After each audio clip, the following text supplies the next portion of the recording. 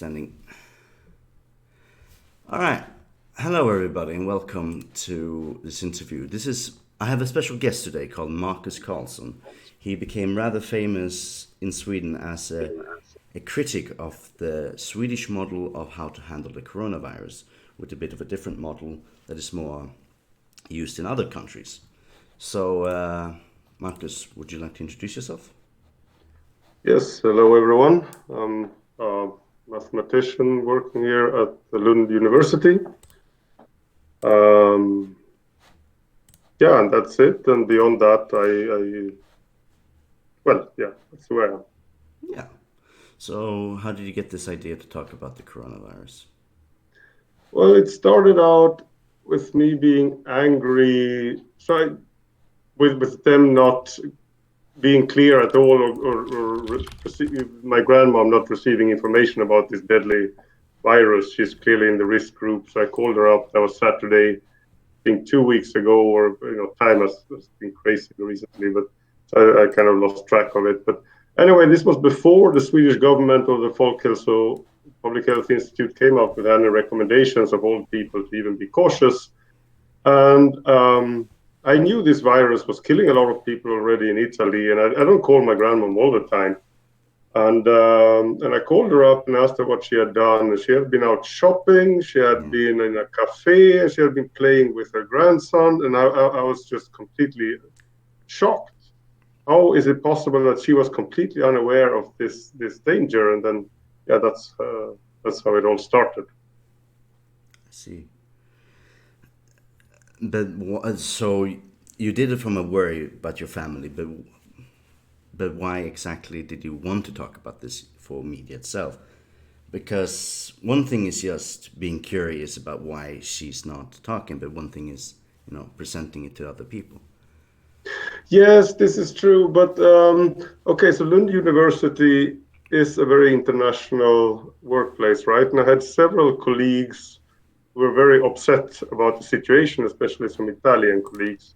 Yeah. And they were also passing scientific material around about this. Um, yeah, so then I started reading.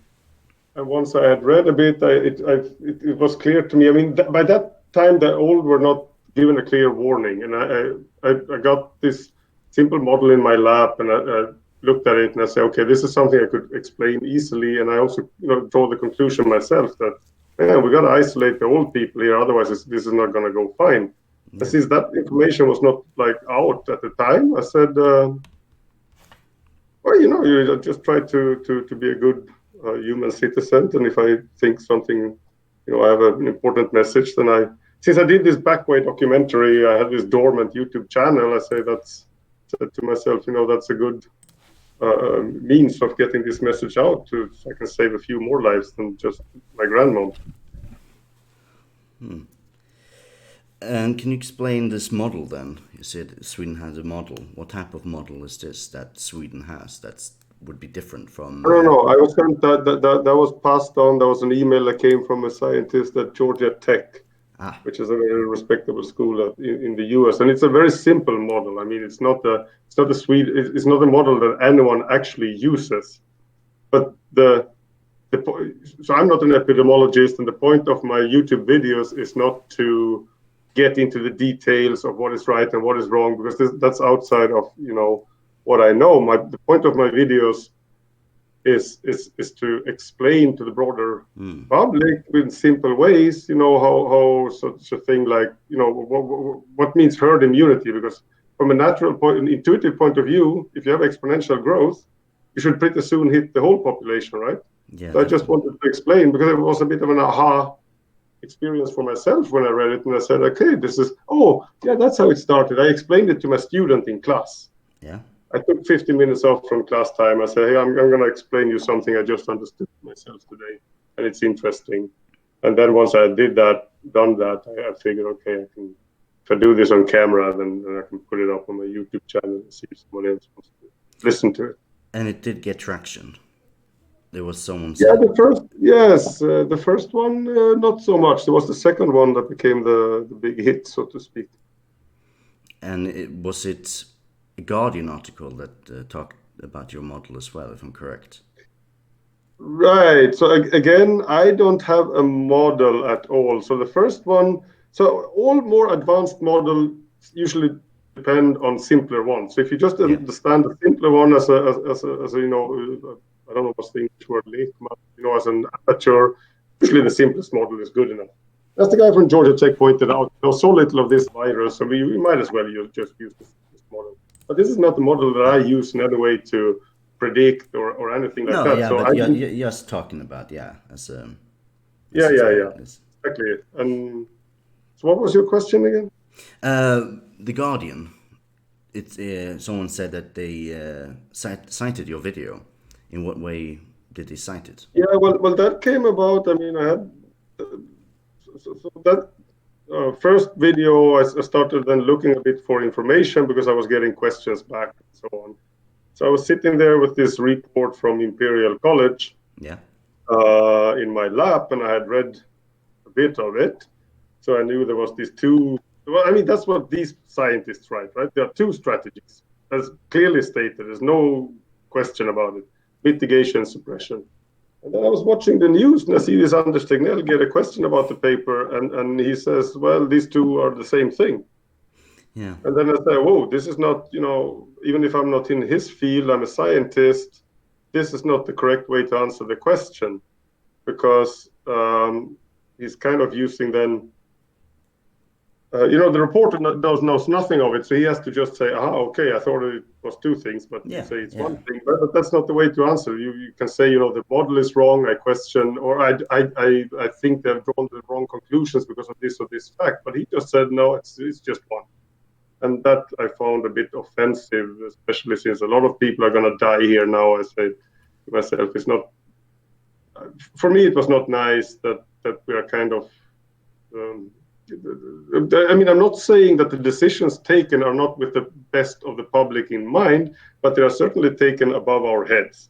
And the science, part of the science community, which I'm a bit connected to now, which are skeptical of the analysis underlying the decisions taken, I mean, they don't feel they're getting hurt. So I guess that's right. So my message in that thing, let me make that very clear. It was not that Anders Tegnell is wrong or anything like that. I just wanted to point out that he's not answering this question in a very Yeah. honest way or And direct. I'm guessing that all you're asking for is more information. Exactly. And I've noticed that myself a lot with my family members, for example. You're either super worried, you take every conspiracy, every paranoia, every pessimism as true, and you go to the store and you buy toilet paper, or Right. you don't do anything because you trust Swedish media and you do the basic things like washing your hands, which we're told we should do, Yeah. but not much more than that. So Right. I agree. There must be more transparency in all of this, and I feel that that's lacking.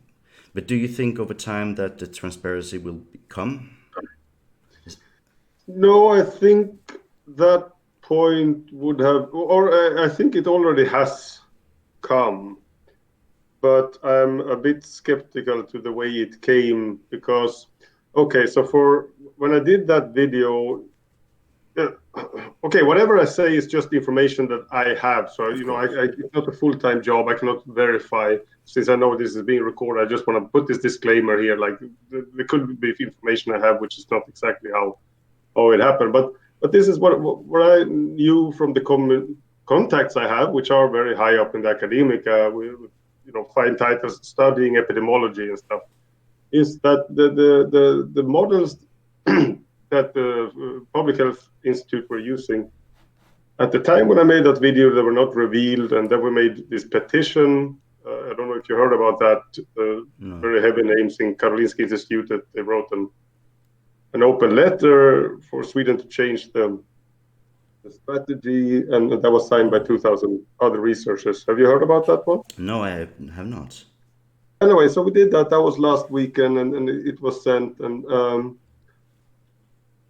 yeah, so like calling for more openness, at least. I mean, you phrase yourself very much more humbly, of course, in a public thing than maybe you do what you think. But then, so what happened then this week apparently is that they did reveal some model. So this is what you want as a scientist. You want to know what's the model you've been using, and most of all, what are the assumptions?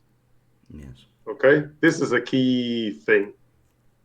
Like, for example, there's one assumption that many models use that if you get infected once, then you become immune, so you won't get Yes. infected twice. And that's a very hot potato. Some doctors and whatever are completely against that assumption. And so they revealed their assumptions, at least. They did that this week, but I mean, they did it reluctantly, I would say, because why didn't they do it from the beginning? But why we had to write the letter and get 2,000 signatures and all of that. But anyways, but they did that, and I spoke to person I trust here, and he said that well, he was skeptical to these assumptions. Yeah. I also heard that Sweden will do better when it comes to fighting the disease because we're more healthier and we don't smoke that much. Yes, there are many things. So right. So I'm kind of in the side here, spreading panic, right? So Yeah. that's how it's played out. That was maybe not my intention, but I'm in the camp of people who say, "Woo, the shit's gonna hit the fan somehow," right? And I believe. Okay, so right, and then it's very nice in my YouTube video because below people comment and also people who are critical. So just before going on air here with you, I was reading two articles Yeah. by people who seem to know what they were talking about that the guy sent me. One was arguing that they're dying in Italy because of years of overuse of antibiotica. There are Oh. many resistant bacteria there, and the actual cause of death is not coronavirus, but the resistant bacteria, and we don't have that. And then there's the argument that we are healthy up here, we're not smoking, we're a bit antisocial as well. That's a joke. But I mean, it's not so densely populated a country, and I think people have a smaller friendship circle in Sweden than further south, right? So there are many factors. Maybe this just plays out well. Yeah, I don't say that it won't, but I wouldn't bet my family members on it. No, neither would I. And when it comes to that, sure, we have different behaviors in Sweden than Italy. For example, in Italy, they're more physical, while we are not. And yeah, sure, we're more healthy. But not giving warnings to people in time's not a good idea, because I know I have contacts with Norwegians, and they tell me that if you have a party, for example, they will arrest you because that's Yeah, extremely illegal. this to me is I mean, now is where I get a bit angry because yeah, they came extremely late and they knew this disease was very dangerous, right? Yeah.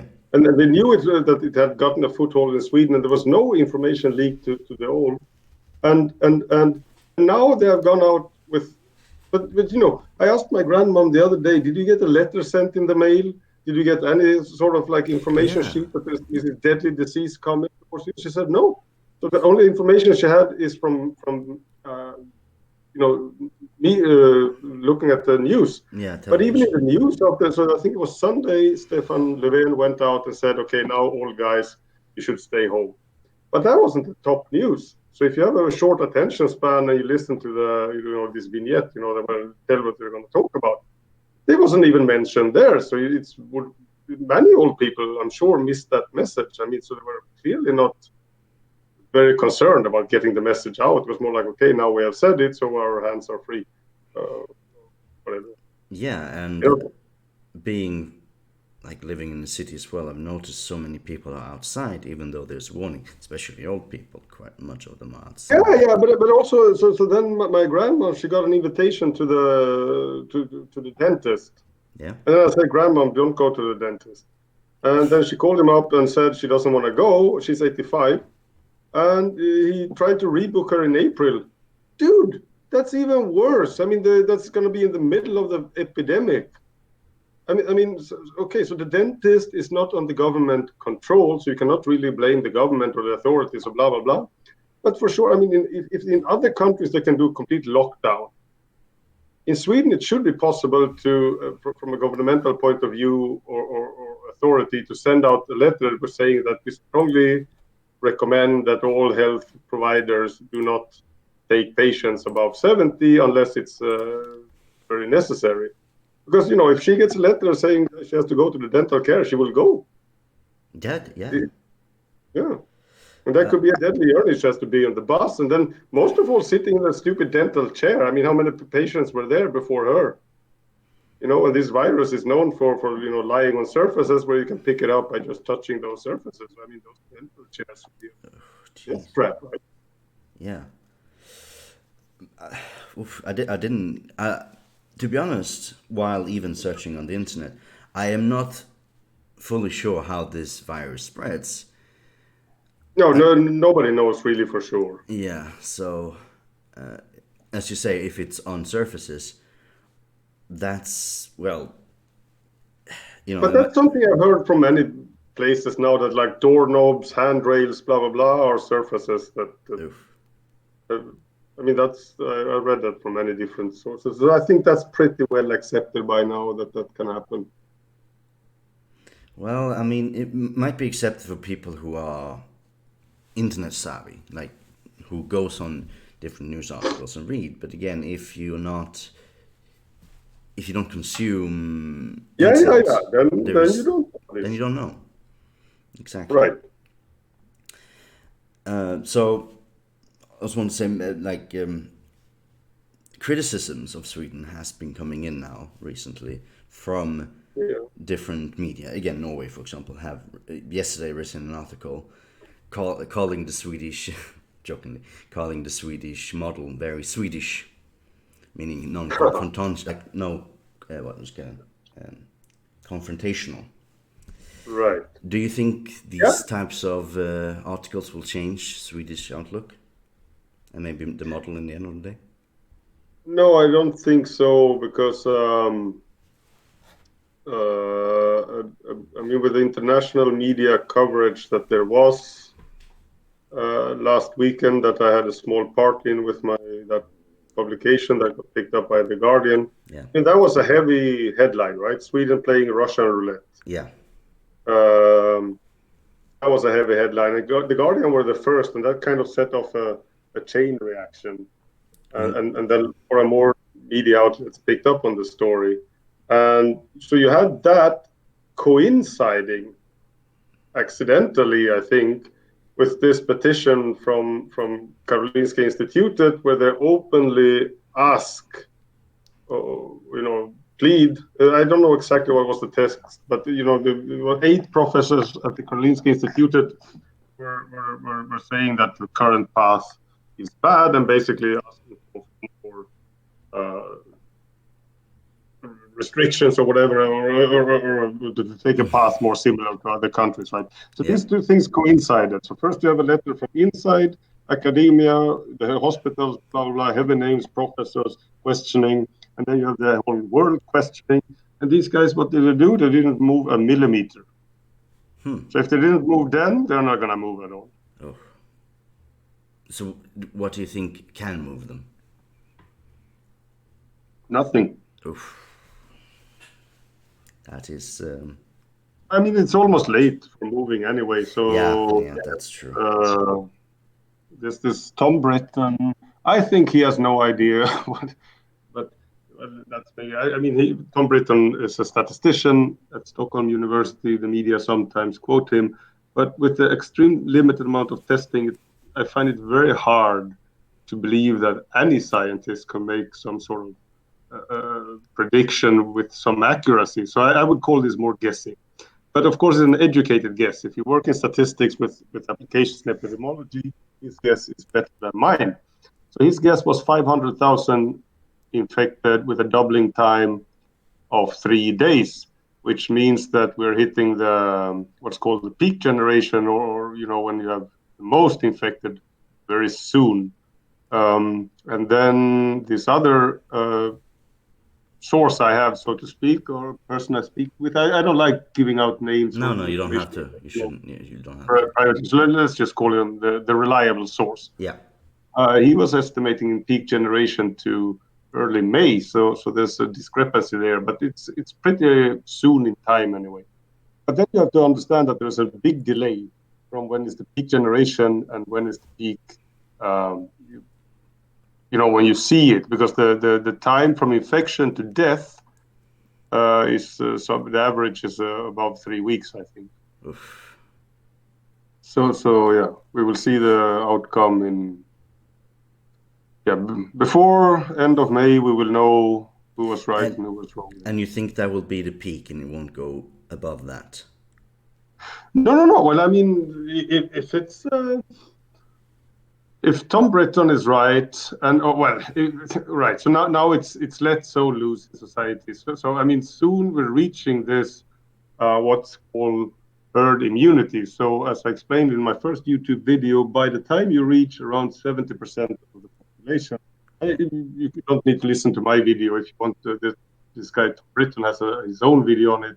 He's using a more advanced model than I do, so it's uh, as a reader, I think from a pedagogical point of view, it's not so nice because he has to solve some differential equation and then he starts to write Greek letters, and most readers are gone. My model is simple and easy to understand. But anyway, so he uses an advanced model. I use a simple model, but the expectation is around the same. So once I think his numbers were a bit higher. So he was saying 80%. I said 70%. Okay, but around there, when you have this portion of the population infected, then the virus will die out by itself, Oof. and that's very easy to understand. You can think of this as by the time you have a lot of people infected, think of a pool table with a lot of balls on it. Yeah. If you throw in one extra ball, it's gonna knock several balls who then knock other balls who knock other balls, and all of a sudden, before long, all the balls are moving. But if a lot of people are infected, yeah, so this means you remove a lot of balls from your table, and then you throw your one ball, it's likely to just bounce off and not change the balls which are lying on the table. So this is this is why a descriptive way to see why you don't need to reach 100% infected. So anyway, so this herd immunity, 70-80%, I mean, this will be reached pretty soon. Then the experts are talking about a wave in the autumn, and also this I don't fully understand, but But but with 80%, is that at the same time, or is it over? no, that's accumulative, right? So Oh, once 80% have had it, had have. then if this flock immunity works with coronavirus, if Yeah, that's that's an a assumption, yeah. then we're actually fine. So then we just have to count the dead and go back to business as usual. Jeez. But when it comes to what has been told to everybody about flatten the curve, with that Yeah. model, you're not flattening the curve. You're just letting it go way above hospital level, hospital capacity level.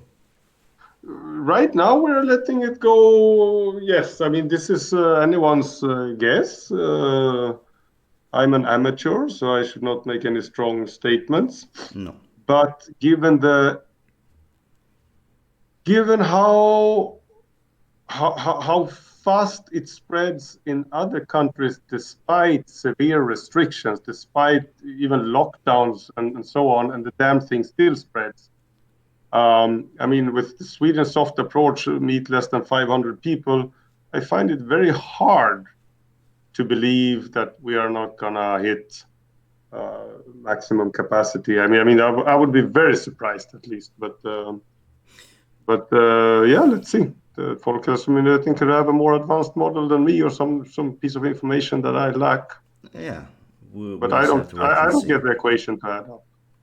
Uh, One thing was stated here, which I find very funny. Norwegian health workers who work close to the Swedish border and help out Sweden occasionally are now scared of working in Sweden because of the Swedish approach. Yeah. So, an effect to the herd immunity is diplomatically as well. Because if every other country around us will do the quarantine method and we do herd immunity method, don't we, in your opinion, risk other countries as well? Oh yeah, for sure. This is even worse. I was one of the videos I put it up. I took it down after because I got a bit too emotional in it, and Yeah, but I excellent. mean, yeah, risk Norway, sure. Yeah, yeah, so there are so many factors to this question that you can discuss. So one is, okay, if we get this huge spreading inside Sweden, and the other ones manage to hammer it down, manage with this suppression strategy, Yeah, then they are for sure not going to want us in. And how good is that for the economy? I mean, if they succeed with their suppression approach, then they can open borders between themselves, but not towards us. Until we reach this herd immunity, then it's probably fine to open towards us also. But since this is kind of a gamble, we could be isolating ourselves that here from our neighbors just because of this choice of a different strategy. But then, yeah, can I go on with my second point? yeah, absolutely. And that is so here we have this humanitarian superpower of Sweden. I mean, think of infecting Norway, sure, then they have to deal with it and they can tell us that that was bad.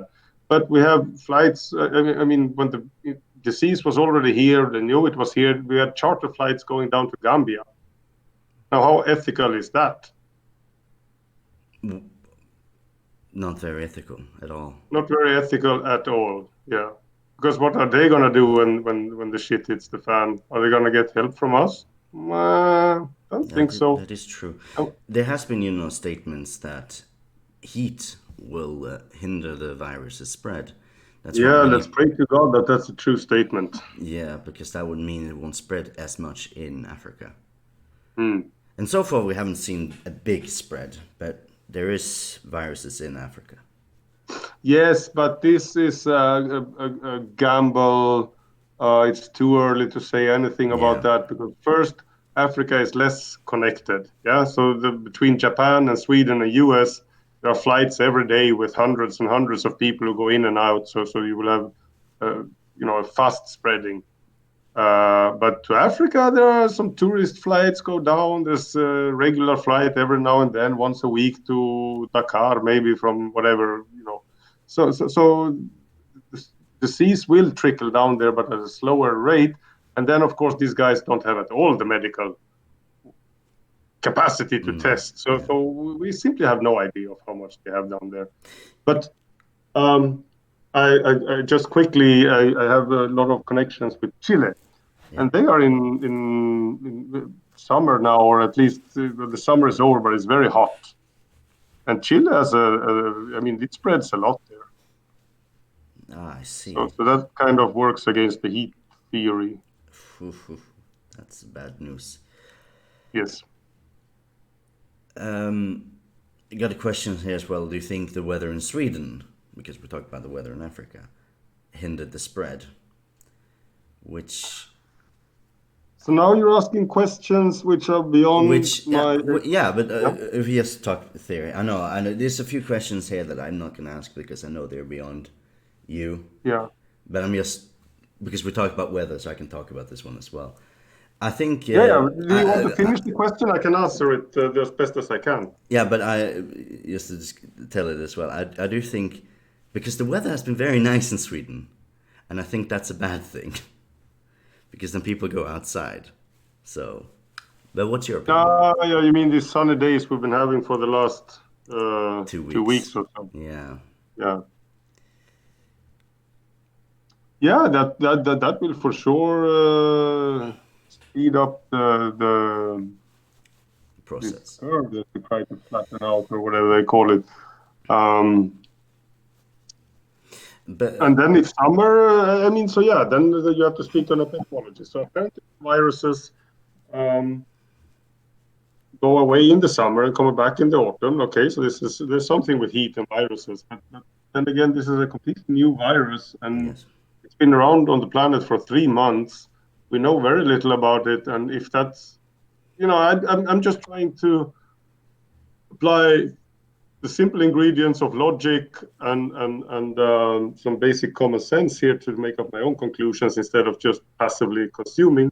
So my question then is why the hell is it spreading in Chile? That's what I can't Fair enough. figure out. Uh, you have connections in Gambia, if I'm correct. Yes. And have you spoken to them about the? this virus? Yeah, I did, but it was a week ago or 10 days even. I had Lamin on the phone, the guy from my documentary there. Yeah, we'll talk about that. Um, and is he worried about this? No, he wasn't. He was very calm. I asked him if they gotten the virus. He told me not one single case. And then I said, yeah, but it's in Senegal now because at that point, I haven't followed it. At that point, there were 4 cases in Senegal. He said, yeah, but these Senegalese people, they are tricky. We think they just made that up to get some money from the WHO. That's So funny. that was his take on it then, but I haven't. Yeah, it could be different now. So I think we can segue into your documentary now, because we're talking about Hmm? Gambia. So you did a documentary in Gambia talking about what you define as the back way, or they define as the back way, Right. and which means that people from Africa spend quite a lot of money, take themselves to Libya, and from Libya into Europe with boats, which is a Right. risky journey for many reasons. For example, weather in the Mediterranean Sea, slavery, because and just pure violence. So Yes. I want to give you a bit But of I want to add to that yeah. that the smugglers are also kind of taking advantage of the. So it's not like this that the guy sets out with 20,000 crowns in his pocket because he's going to get robbed immediately. So the family needs to pay up along the path. Ah, And if the family for some reason cannot pay, actually it's the smugglers themselves kill them sometimes. so I actually wanted to have a thought experiment here. Oh, well, a little assumption. Let's say I'm an 18-year-old boy from Gambia, Right. lower middle class, not super rich, but survives. Yeah. How and why would I have, like, how would that journey go? Like, what would give me the idea for me to travel to Europe, and how would I more or less do it? This I can explain to you in many different ways. So I don't know, do you want a long, long monologue or should I pick one of the ideas? You Um, choose what. It's just a, of course, right. cases can be different, Life, but life in Africa generally is good. I would say I've spent a lot of time there, and I would say that they are, on average, very happy, laugh a lot. There's no shortage of food. And when I came to Africa the first time, they didn't have, or it wasn't widespread with TVs.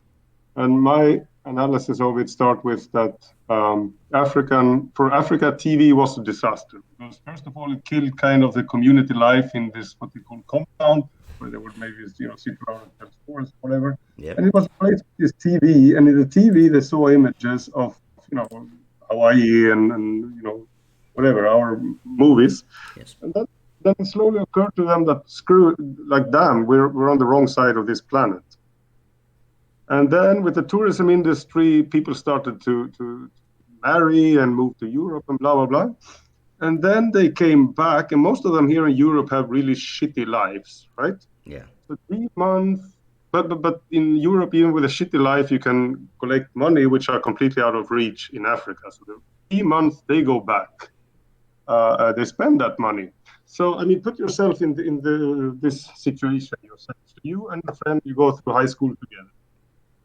You work very hard in a factory, you have some sort of shitty salary there, and you're trying to build a house for your family, but it's not going so good. And then you have this douchebag friend who didn't take school very seriously, was hanging around by the beach. And then it so happens that he marries a millionaire on the beach, moves to somewhere else. Now he has a salary 10 times higher than you, comes home once every year and just flashes money around. He built a house next to yours, twice as big. He built a house for his whole family as well. And you're there in your factory working. Wouldn't that piss you off? yeah, Yeah, it would, yeah. right? So then you want to also marry the millionaire. And then you stop working on your house and you stop working on your factory. It's true. Social So climbing. the desire to go to Europe it's not fueled by curiosity of Europe or a desire to adopt to European lifestyle or anything. These are proud people, and they are very rooted, I would say, in their community, and they're not driven out of it for necessity or for hunger or whatever. But there's just this imbalance of how much money you can get in Europe compared to how much money you can get back home. Um, that sets them off on this journey, Yeah. which is unfortunate for everybody involved, especially for themselves, because I have so many friends here and I've seen them. I mean, the cases I have followed, they have not been so funny. Can imagine. Mm. Uh, and I know, like when I watched the back, most people there knew somebody who were involved somehow with this Yeah, I movement. was completely shocked. I mean, even these guys that I knew back in the like 20 years ago, Yeah. by then there were few, there were, I mean, there were connections already to Europe, but now this guy Dauda with one tooth and he's like some completely silly old man. He, doesn't even wear one pair of shoes that stick together. His son was in some country. I mean, everybody had a son in some country. Wow. So this is the new African economy. It has shifted. So you kind of have two layers down there. You have the new nobles, so to speak, those with a relative in Europe Yeah. or US, and those who don't. So this is like a huge separation barrier, which of course creates envy from those who don't have a relative in Europe. So Yeah. that also explains your answers your question. How does the 18-year come up on the idea that he wants to go to Europe? Well, maybe it's not his idea at all. Maybe it's the family's idea. Oh, yeah. You have to go because we want this money also. But this also ruins the local economy in Gambia. Of course. Your Well, friend, it ruins local initiative. Yeah. yeah, your friend was a business owner, owned a farm, if I'm correct. Yes. Doesn't he worry that the money brought from Europe will cause inflation, and in the end of the day, make it so his farm can't sustain itself? No, I don't think he worries about that. But Because I'm thinking if well, altogether, let's say a few million euros comes into Gambia that is not yeah, produced there by their own, that would cause an inflation because now, as you said, now you have a multiple, like plenty of nobles, the new class, right. and if too many of them come, the new noble class, that would, prices will start to increase to make sure that yeah, will cause inflation, more or less. Yeah, okay, yes, I see what you mean. So then, right, yeah, it's correct. I don't know. I'm not an economist, but prices of rice and stuff like that have sure gone up over the years. But last time I was there, I still seemed to me that even the poor people could buy rice and have enough food.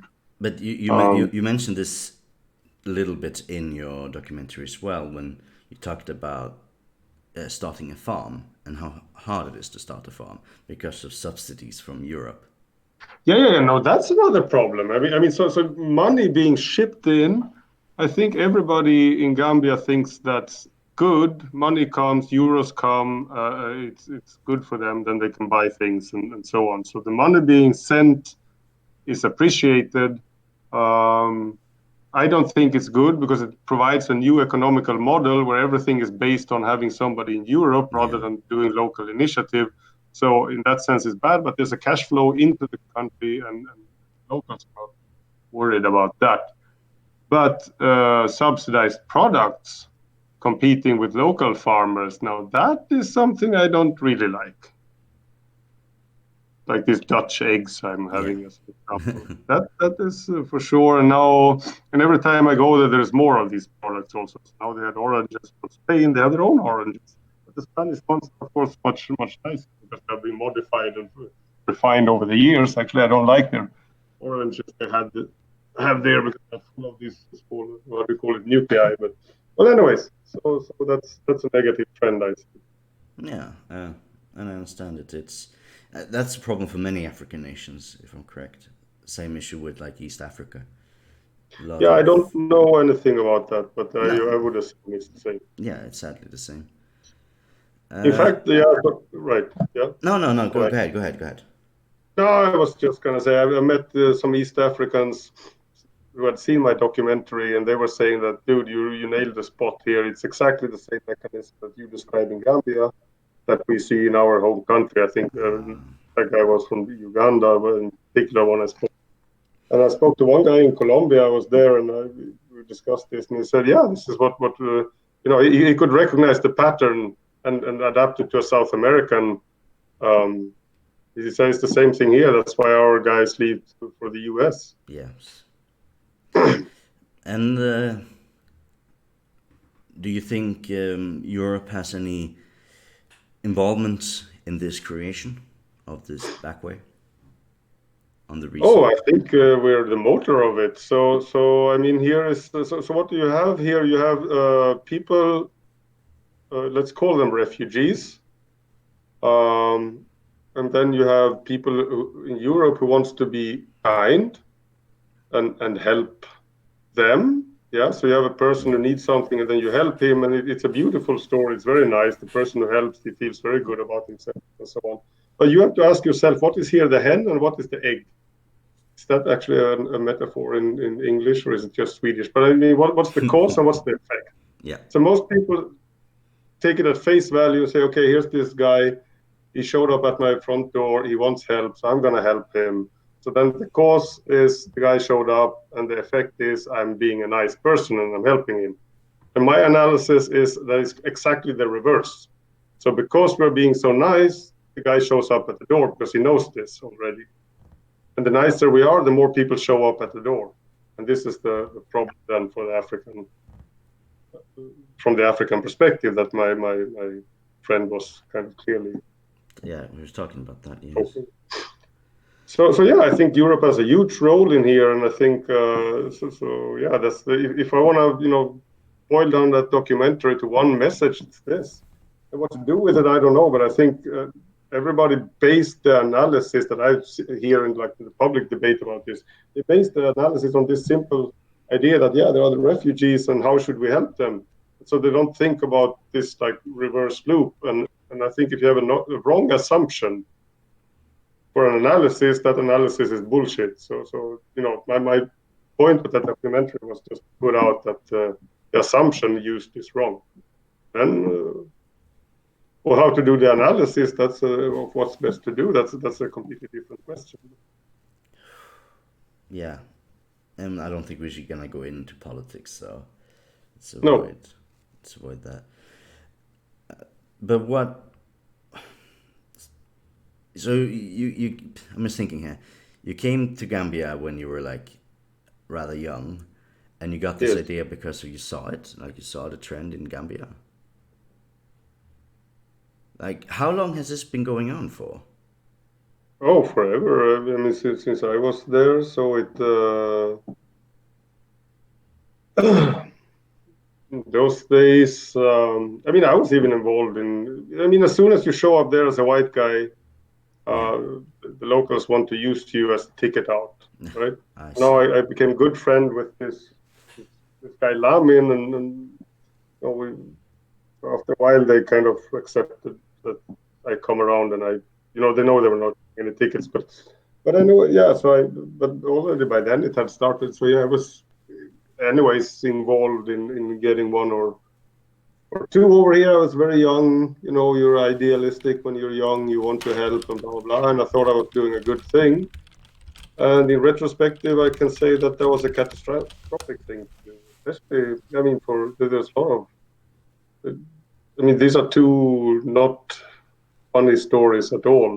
Let me make a full stop after that. But it didn't end well for them, and it didn't end well for the people they met in their path also. I mean, uh, going to Europe is a dream, which is a very dangerous one because, first of all, as I said, most Gambians I know, they actually like being in Gambia. As soon as they retire after working a full life in Sweden, Yeah, boom, they move back. That's where they want to be. So you kind of encourage a person to leave the place he likes to be and go to a different part of the planet. And yeah, and here's a very cruel fact. So the Gambian society is very the families are big, but it's not like here that I have my money and you have your money and so on. So the family shares the money, and this is a big Yeah. it's a big lid on local initiative, because as soon as you get some money, you just have to share it immediately with your family. And it's the same for the people going to Europe. So a person in Europe is always sending money back, right? So that's his job. And if he's not doing that, he's not, welcome back.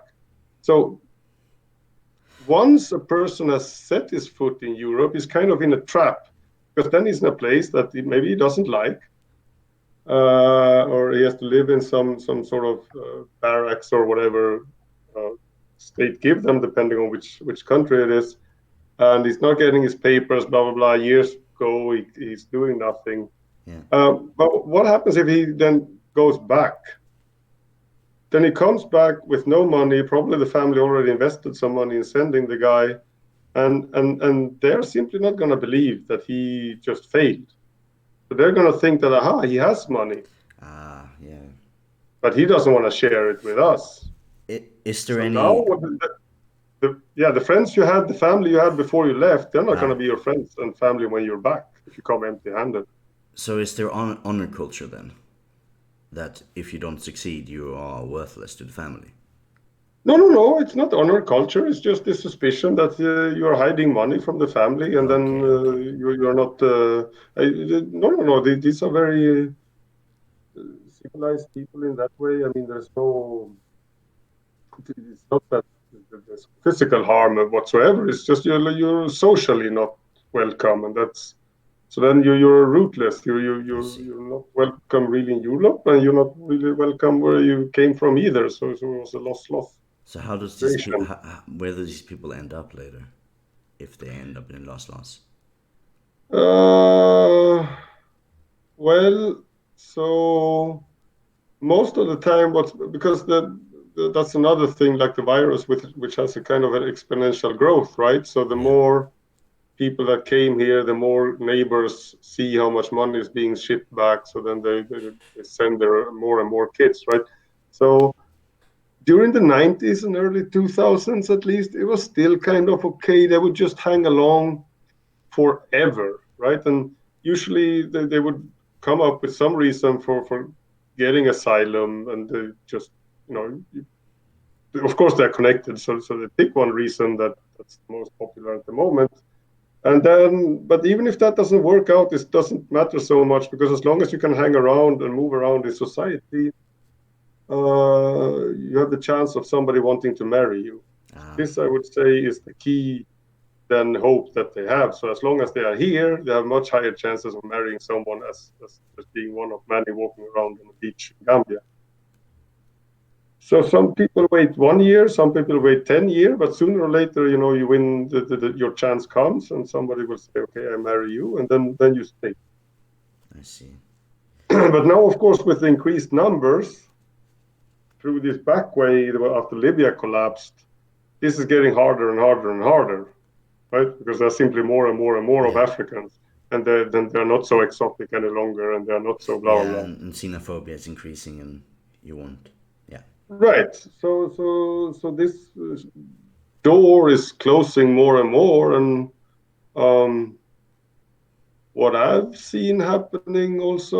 I mean, right, and then so here's a real trap. I mean, so going on this type of a journey is really bad for your soul or character or whatever. Okay, because first you're disconnected from your family, you're sent off on shitty journey with people who abuse you and so on. You end up in a country, you struggle, and it doesn't really pay off. And then you want to marry a girl, let's say, and so you walk around a bit, but you have no money, so it's very hard to get. You cannot even sit in a cafe and drink something. So, and then this is information not from Sweden, but from Germany, where I was having good friends for a long time. And what they were facing was okay. So then they would be walk to the metro or whatever. I think they had a metro card they got from the state. And what very often happens is okay, so white college kids, Germans, see, Yeah. oh, there's a black guy walking. Probably he sells drugs because these guys want to smoke marijuana. Ah. So then they come up to him and they ask him, can you sell us some marijuana? And he says no, because he's not in that business. He didn't came here for selling marijuana. It's not his thing, right? But then this goes on and goes on and goes on. And after a year, he still has no money. Nobody wants to marry him. The papers are not coming back. And the kids keep asking, are you selling marijuana? So how long time does it take until the idea comes? Well, maybe I should have some, So I'm not saying this is a common thing. I'm just saying this is a process that I've witnessed myself within my people I've been following throughout, in my life. So I'm not saying this is a general something. I'm just saying this is an observation that I made. And yeah, it's the same there. At least back in those days, they were living in barracks outside of Hamburg, and clearly there's an envy in between them also. So you see that,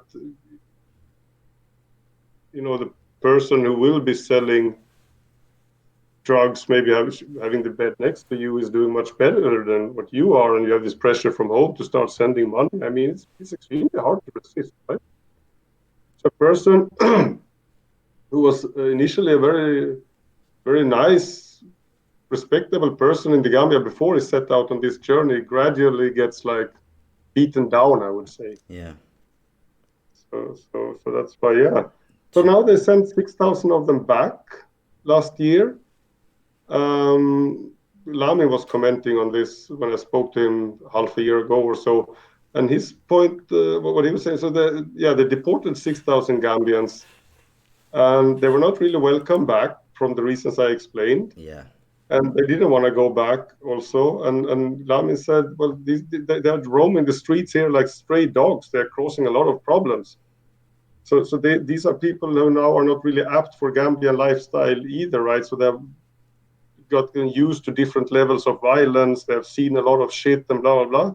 So then they were causing problem in the Gambian society as well, that locals were surprised at what's wrong with these guys. Why are they behaving like this? Somebody killed a nurse and because he was angry and whatever. Yeah, and that will cause issues. And this will continue happening as well, because more and more people are going to come to Gambia. Because I'm guessing there's still more people left in Europe from Gambia.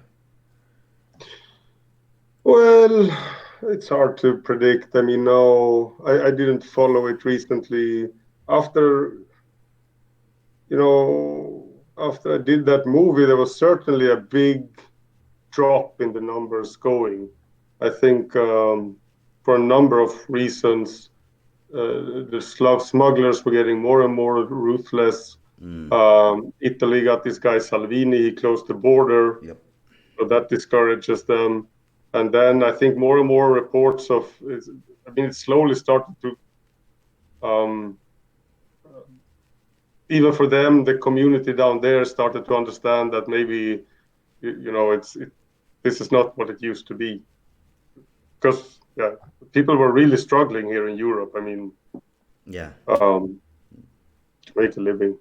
We know what happened here as well. So, well, interesting questions. I think we're pretty much done, but there's one final question someone asked, which I think can be interesting, and that's how much should we trust data, and then provided by the HWO, for example, when it comes to the corona. So how much should we trust models? How much should we trust data? Do people know, more or less? The truth. They know the truth. This is beyond my competence to answer, but naive as I am, I will answer anyway. I was watching the press conference that the People's Public Health Agency was having this morning, and they were addressing these very questions. There were rumors going around that they were hiding information, and then they were saying it's not at all like this, because now we have this new database and we've made it public, and you can go in there and read. But that was a database showing the death toll and showing the amount of cases and so on. So yeah, but that's not what the scientific community really had asked for, right? I mean, you want to know the models in terms of prediction. Yeah. You want to know the future. You don't want to know the past. So I mean, yeah, all those charts, they're up. I mean, for sure. I see no reason why we shouldn't. I mean, that's clearly information that um, that would put me in the conspiracy theory gang to question any of that. What we can question is the models they're using. As I've been saying, they did release the models, and I'm not an expert to say anything about that, but experts that I talk with were skeptical to the assumptions of the model, but at least they, yeah. Yeah. No, that's fair enough. That's just a general question. So, all right, we'll wrap it up there. And thank you very much. It was very nice to have you here. And Welcome. the links to Mr. Carlsson's videos are in the description for people to watch. The first link is about the video about the corona. That is the most popular. And the link below that is about the documentary Backway. And do show him some love for that documentary. It's honestly something worth discussing, and I think Mr. Carlsson should have a lot more viewers on it than it has. Thank you. It's all right. Thank you, everybody. Anything you want to say, Mr. Carlsson? No, it was a pleasure to be on your show. Yeah, all the best to all the listeners. Stay safe out there. Oh, yeah, I do want to say take this coronavirus seriously. Protect yourselves, even if you're not in the risk group. Now we're coming to the worst. We're heading towards the peak, and everybody who gets infected passes it on. So you're feeding the exponential growth, even if you're not, even if you're not dying, and even if you're not visiting an old person, you're part of a chain reaction, which makes a lot of people die. So just stop that. And if you see old people in the supermarket, give them space. Yeah, definitely. Be cautious, wash your hand, and try to stay away from old folk. Yeah, people in general, because as I said, it's a chain reaction. The more neutrons in the more whatever balls on the pool table, the worse it's gonna get. Yeah. Well, thank you so much for coming on. You're welcome. A And pleasure. pleasure. And goodbye, everybody. Goodbye.